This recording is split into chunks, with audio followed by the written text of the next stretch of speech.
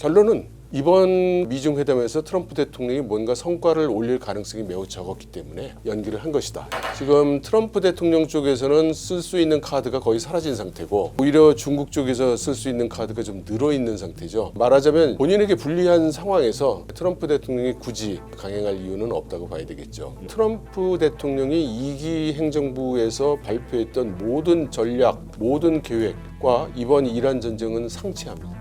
그래서 이거를 미국 정부가 제대로 정상적인 코스로 내린 의사결정이라고 보기가 좀 어려운 것 같고요. 임시적으로 내린 그런 의사결정일 가능성이 더 높아 보입니다. 중국은 자국의 이익만을 생각한다면 지금 동아시아 그중에서도 양안 관계가 제일 중요하고, 그러나 중동 지역에서 누군가를 선택해야 된다면 중국은 이란을 선택할 가능성이 높습니다.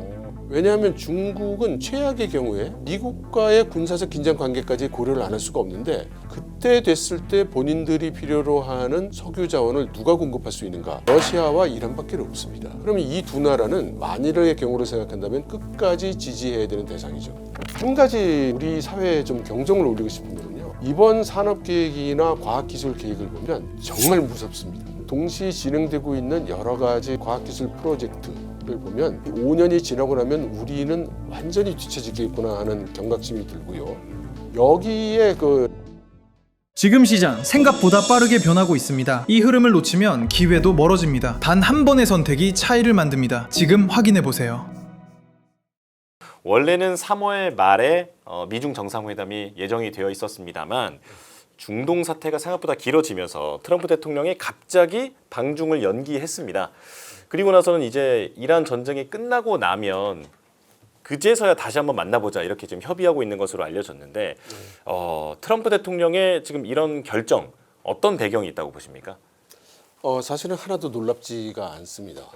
왜냐하면 이번 그 미중 정상회담에서 트럼프 대통령이 얻을 게 거의 없어져 가고 있던 상황이었고요. 네. 중국 입장에서는 사실은 트럼프 대통령 보고 벌써 진작에 뭐 좀 연기를 하는 편이 좋지 않겠는가, 이런 얘기도 나왔었거든요. 중국은 중국대로 양회가 있었고 그다음 확실하지 않습니다만 현재 그 권력 투쟁이 진행되고 있다는 그런 신호들이 좀 있습니다.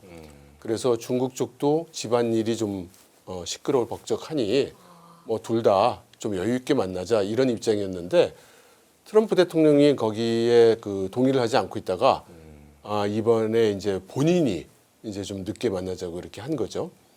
그래서 결론은 이번 그 미중 회담에서 트럼프 대통령이 뭔가 성과를 올릴 가능성이 매우 적었기 때문에 차제에 연기를 한 것이다, 이렇게 보겠습니다. 네.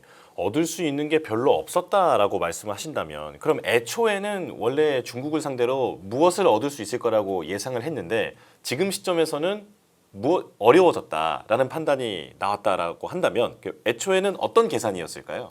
그게 미중이 지난 1년간 계속해서 협상을 해오고 있지 않았습니까? 네. 그런데 그 협상의 내용이라는 거는 사실 미국 트럼프 대통령 쪽에서 일방적으로 중국에게 이것저것 내놓으라는 거였죠. 그런데 그 중국 입장에서는 우리는 희토류라는 카드도 있고 저런 카드도 있고 하면서 그 협상을 질질 끌어왔던 것이고요.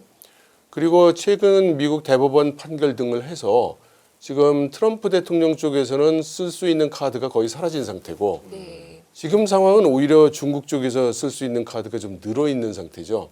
그러니까 이런 말하자면 본인에게 불리한 상황에서 트럼프 대통령이 굳이 지금 이 상황에서 강행할 이유는 없다고 봐야 되겠죠. 지금 트럼프 대통령이 군함 파견을 중국에 요청을 하면서 네. 군함을 안 보내주면 네. 그러면 중국 방문을 연기할 수 있다, 이런 멘트도 했어요. 근데 애초에 가능한 얘기인가요? 뭐 가능한 얘기가 아니죠. 그리고 중국이 설령 군함을 보내려고 했었다가도 그런 얘기를 들으면 못 가죠. 그러니까 이것은 트럼프 대통령식의 화법이라고 봐야 될 것 같습니다. 예. 또 일각에서는 지금 이란이 위안화로 거래를 하는 선박은 보내주겠다 이렇게 얘기를 했잖아요. 네네, 그래서 페트로 달러를 흔들려 한다. 네. 그리고 이것이 미국에게는 상당한 충격을 줬다라고 하는 분석도 있는데 이건 어떻게 보십니까? 페트로 달러 시스템을 흔든다는 것은 조금 지나친 관측이라고 생각합니다. 중국은 현재 그 위안화 국제화를 추진하고는 있지만 지금 국제화를 결행할 수 있을 정도의 지금 실력은 되지 못합니다. 아무래도 지금 국제 결제에서 위안화가 지금 6% 정도밖에 안 되거든요. 근데 적어도 20% 정도는 돼야 무슨 국제화 얘기를 할 수가 있습니다. 그래서 지금 해달라고 해도 못한다. 그래서 이것은 그런 그 위안화 국제화의 시각에서 보는 것보다는 이란 쪽에서 실무적으로 필요했다라고 보는 게 맞을 것 같고요. 네. 그러면 왜 위안화 결제라는 조건을 거느냐? 첫째는 달러 결제를 하고 있으면 이란 입장에서는 이 거래가 있다고 신고를 받으면 확인할 길이 없습니다. 이란 입장에서. 근데 위안화 결제를 하면 중국의 협조를 받으면 이 계약과 결제가 실제로 결행되고 있는지를 확인할 수 있죠. 두 번째는 지금 본인들 입장에서 통과를 허용해야 될 대상이 되는 국가가 대부분 위안화로 결제를 선호하는 국가들입니다. 네.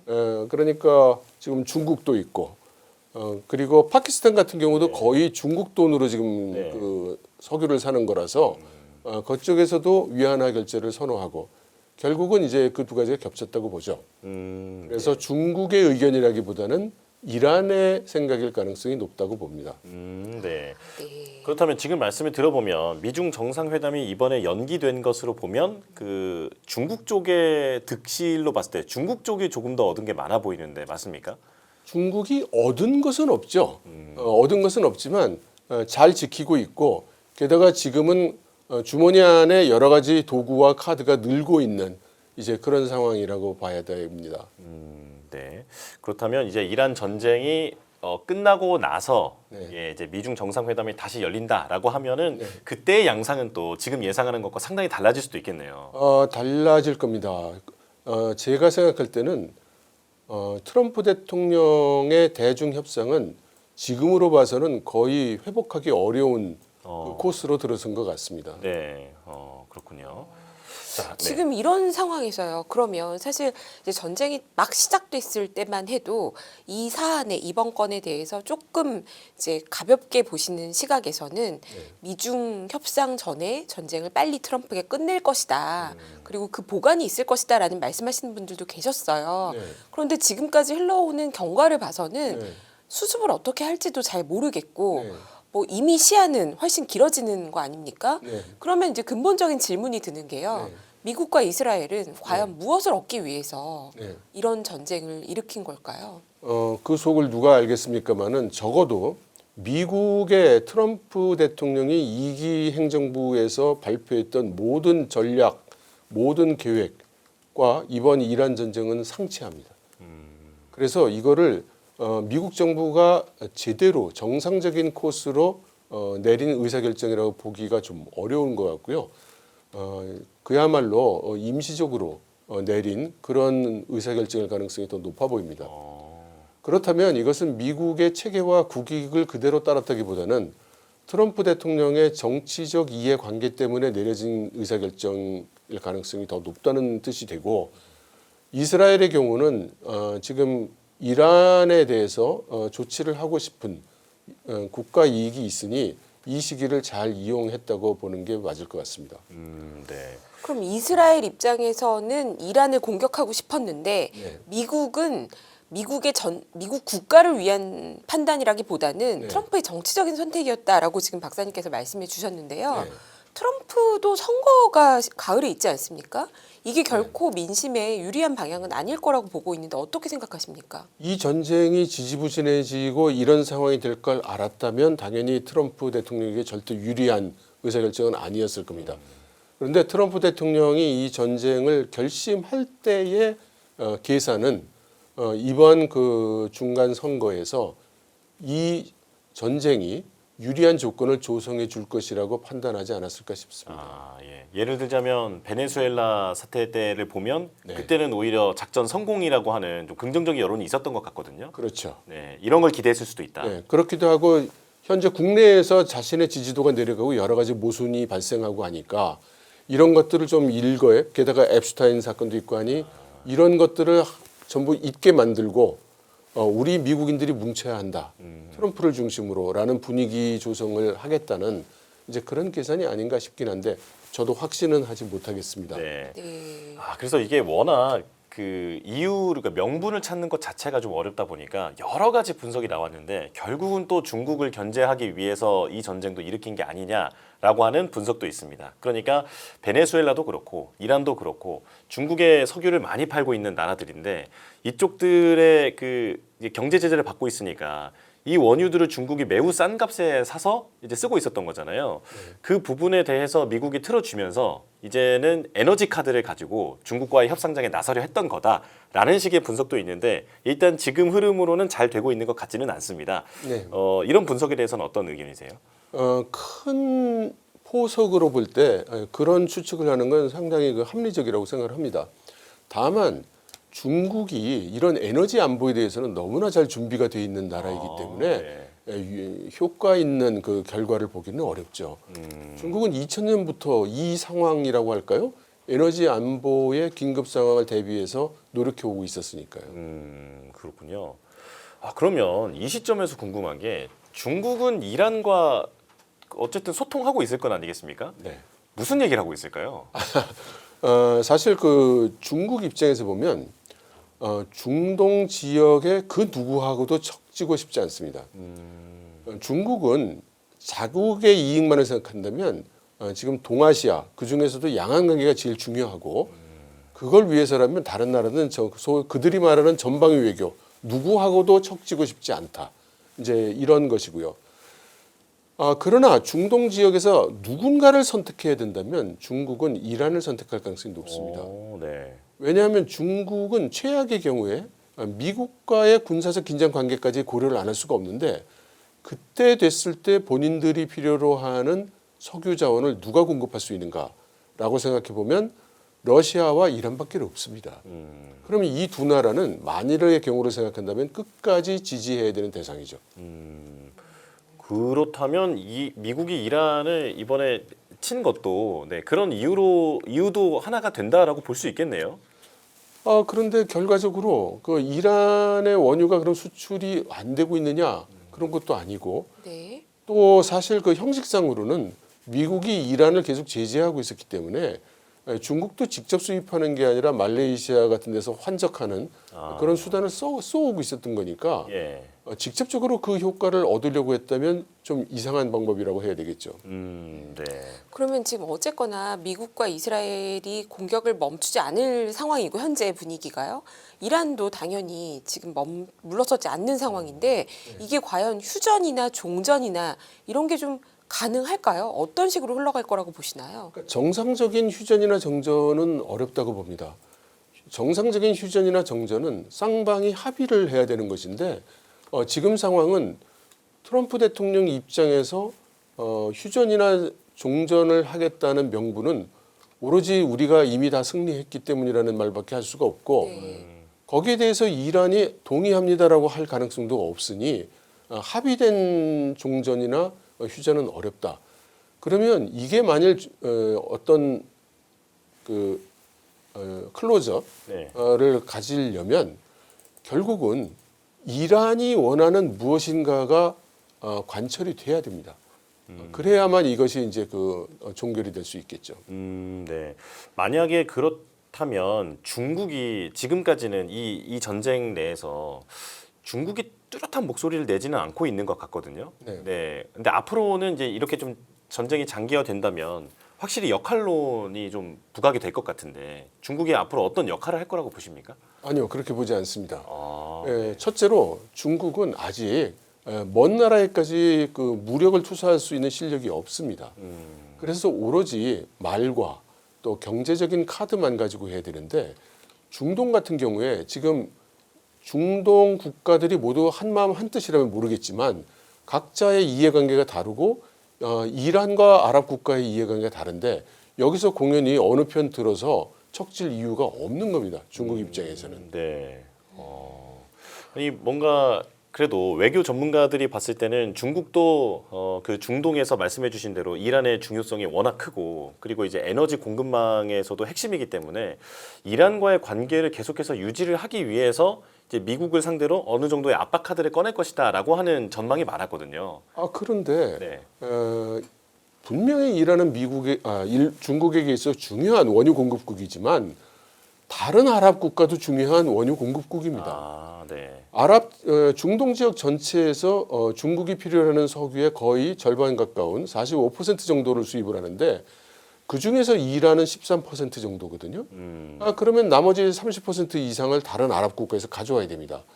그런데 이란 편 들자고 다른 아랍 국가에 척질 수 없고 아랍 국가에게 잘 보이자고 이란과 척질 수 없는 거죠. 결국은 큰 역할을 하기는 어렵습니다. 네. 그렇다면 더욱더 누가 나서서 이 전쟁을 종전이든 휴전이든 할 수 있을지가 상당히 걱정되는데요. 박사님 보시기에는 그럼 이미 장기화 가능성이 상당히 높아졌다고 보시나요? 장기화라는 것을 어떻게 정의하느냐에 따라 다르겠지만 이런 정도의 전쟁 상황을 오랫동안 지속하기는 어렵죠. 그것은 물리적으로 어려운 거고요. 네. 그래서 이것이 종결이 제대로 되지 않은 상태로 어떤 의미로 얘기하면 방치된 상태로 될 가능성이 꽤 크다고 봅니다. 예. 사실 이제 우리가 전쟁 상황에 에너지 가격만 생각하는 거는 또 그 또한 굉장히 편협한 생각이지만 그만큼 아시아에 중요하니까요. 만약에라도 이게 방치된 상태로 가서 불안이 계속된다라고 하면 이게 유가나 천연가스, LNG 가격에는 계속해서 변동성을 만들 것이고 경제에 상당한 영향을 줄 만한 요인인데요. 네. 그럼에도 불구하고 할 수 있는 방법은 별로 없어 보이시나요? 그런데 이런 에너지 또는 식량, 무기 이런 것들을 보통 이제 전략 물자라고 이렇게 정의를 하는데요. 이런 전략 물자들류의 공급망의 특징이 뭐냐면 이것이 희소 가치가 있기 때문에 전략 물자인 것인데 전 세계로 볼 때 결과적으로 수급이 평형을 이루게 돼 있습니다. 그럼 일시적으로는 원유 공급이 줄어들게 되면 다른 쪽에서 증산을 하거나 또 비축되어 있는 걸 가져가거나 해서 또 다른 균형점을 찾아가게 됩니다. 최악의 상황은 중동 지역에 있는 생산 시설 자체가 파괴가 되면 공급이 될 수 있는 원유량 절대량 자체가 줄어들게 되니 이것이 이제 최악의 상황이 되는 것이고요. 이것이 아직까지 정도 수준이라면 시장이 어떤 형태로든 증산할 것은 증산하고 가격이 올라갈 것은 올라가면서 새로운 균형점을 찾을 것으로 봅니다. 예. 그리고 지금 중국 전문가를 모셨으니까 양회 관련해서도 해설을 좀 부탁드리겠습니다. 사실 이란 관련해서 보도가 워낙 많이 나오다 보니까 중국의 양회가 우리에게도 상당히 중요한 이슈인데도 조명을 좀 못 받고 있는 것 같거든요. 네. 이제 3월 초에 중국 양회가 어떤 이슈로 열렸는지도 궁금하고 이게 미리 계획되어 있었을 텐데 이란 전으로 인해서 혹시나 어떤 변수가 발생했는지 그런 변화도 좀 궁금하거든요. 양회를 좀 설명을 해주실까요? 예, 이번 양회의 주 목적은 소위 15차 5개년 계획, 그러니까 금년부터 시작해서 2030년까지 진행이 되는 중국의 국가 계획을 비준하는 것이었습니다. 그리고 이런 5개년 계획을 외부로 발표하는 이 정도 행사는 중국에서 거의 없고 매 5년마다 한 번이기 때문에 네. 당연히 이제 전 세계 관심이 집중되는 그런 이벤트였죠. 근데 지적하신 대로 이 이란 전쟁으로 우리나라에서는 거의 관심을 이제 잃은 것 같습니다. 이번 양회는 몇 가지 특징이 있었는데요. 하나는 이 양회 결과로 5개년 계획을 요약해서 강요, 우리식 단어는 요강이죠. 입시 요강할 때 쓰는 요강을 발표를 하는데 이게 분량이 굉장히 줄었습니다. 이것은 예상이 됐던 건데요. 5년 전에 앞으로는 정책 수립은 당에서 하겠다고 했습니다. 그런데 중국 공산당은 당 내의 일은 외부로 전하지 않습니다. 비밀주의를 하거든요. 네. 그래서 이번 5개년 계획이 수립된 과정이나 논의된 과정 또 논의 후에 나온 정보가 굉장히 적습니다. 심지어 안보 계획 같은 건 반 페이지 정도로 끝났습니다. 네. 그리고 이제 주로 공개됐다고 할 만한 건 주로 산업 정책, 과학 기술 정책 이런 것들이었고요. 좀 민감한 것들은 거의 다 나오지 않았습니다. 또 이번 양회에서 여러 가지 관계된 인사 같은 것들이 있었는데 소문이 지금 상당히 좀 갑론을박하고 있습니다. 지금 시진핑 주석의 권력이 강화됐다고 보는 분들이 있고, 네. 저는 그 반대편입니다만, 시진핑 주석의 권력이 약화되고 공청단 파벌의 권력이 강화됐다. 그래서 많은 정책에 있어서의 분위기가 달라졌다. 이런 이야기가 있습니다. 그래서 지금 시진핑 주석이 자주 쓰던 백년 변국이라든가 이런 강성 단어가 많이 사라지고 오히려 옛날 후진타오 주석이 쓰던 오위일체라든가 이런 키워드들이 등장을 또 했거든요. 네. 그래서 어떻게 봐도 일단 권력 구조의 변화가 진행 중이거나 진행됐다라고 말씀드릴 수 있겠습니다. 한 가지 우리 사회에 좀 경종을 울리고 싶은 거는요. 이번 산업계획이나 과학기술계획을 보면 정말 무섭습니다. 2030년까지는 핵 융합 원자로는 이미 돌아가는 상태로 만들겠다고 돼 있고, 핵융합을요. 네. 예. 그리고 지금 저희들이 AI 데이터 센터 이제 GPU 샀다고 좋아하고 있지 않습니까? 그런데 지금 지금 지구 궤도로 AI 데이터 센터를 올려서 지금 2030년까지 한 20기 정도의 위성 데이터 센터를 올려서 타당성을 검토하고 그다음 35년까지는 120기 정도 되는 수준으로 늘리겠다고 하고 있고요. 또 스페이스 X나 스타링크와 같은 시스템을 중국도 만들겠다고 해서 이미 ITU에 20만 개의 위성 궤도를 신청했습니다. 그런데 이 ITU의 신청을 한번 하게 되면요, 이걸 7년 내에 완전히 완성하지 못하면 여기 페널티를 받습니다. 네. 그래서 이거를 중국 같은 국가가 20만 개를 신청했다는 거는 이건 농담이 아니고 실행 계획이라고 봐야 됩니다. 예. 여기에 동시 진행되고 있는 여러 가지 과학기술 프로젝트를 보면 이 5년이 지나고 나면 우리는 완전히 뒤처지겠구나 하는 경각심이 들고요.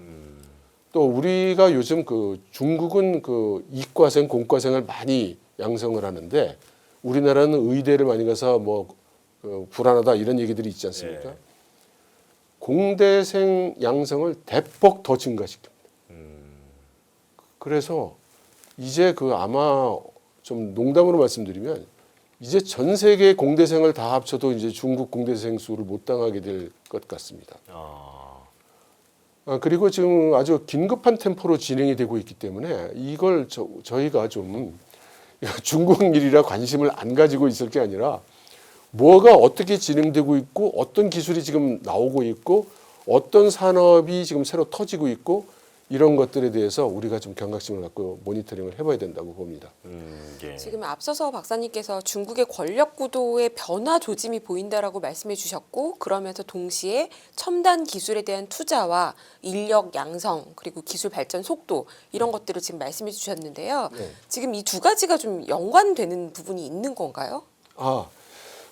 사실은 과학기술 분야는 권력 투쟁과는 직접적으로 연계되지는 않습니다. 네. 그래서 그것이 연계되는 부분은 많이 생략됐다고 그렇게 판단이 됩니다. 네. 그래서 구체적인 안들에 대해서는 아직은 좀 나오진 않고 있지만 목표는 계속해서 강화되고 있다. 네, 네. 그렇습니다. 예. 자, 그렇다면 이제 향후에 중동 질서와 글로벌 패권은 어떻게 될 것인가? 물론 지금 이란 전쟁이 어떻게 될지도 전망이 어렵습니다만 그래도 조금 더 어쨌든 언젠가 전쟁은 종료되지 않겠습니까? 약간 긴 시각으로 봤을 때 앞으로의 중동 질서 그리고 글로벌 패권은 어떻게 변할 거라고 보십니까? 사실 제가 중동 상황을 잘 아는 사람은 아니기 때문에 저는 이제 중국과 연계된 부분으로 말씀드릴 수밖에 없겠는데요. 크게 세 가지 움직임 결과가 되지 않을까 싶습니다. 이번 전쟁이 끝나고 나면 이란의 대중국 종속도는 훨씬 더 강해질 것이고 그로 인해서 중국의 리더십, 특히 중앙아시아에 대해서는 강화될 걸로 봅니다. 그리고 이제 미국이나 이스라엘에 대한 반감이 중동 지역 전체에서 퍼지면서 아랍 국가들은 대체로 사우디나 이집트 같은 국가를 중심으로 매달리지 않을까 이런 생각이 들고요. 실제로 아랍 국가들은 인구를 기준으로 보면 다 인구 소국들입니다. 아, 네. 그래서 사실 그 땅이 넓어도 전쟁이라든가 이런 상황이 되면은 그들의 그 군사력은 커질 수가 없거든요. 근데 미국의 보호를 받지 못하고 이란이 만일 힘을 키워간다면 그들은 자립자강을 추구할 수밖에 없을 것이고 그러면 여기가 훨씬 더 불안한 상황이 될 거라고 봅니다.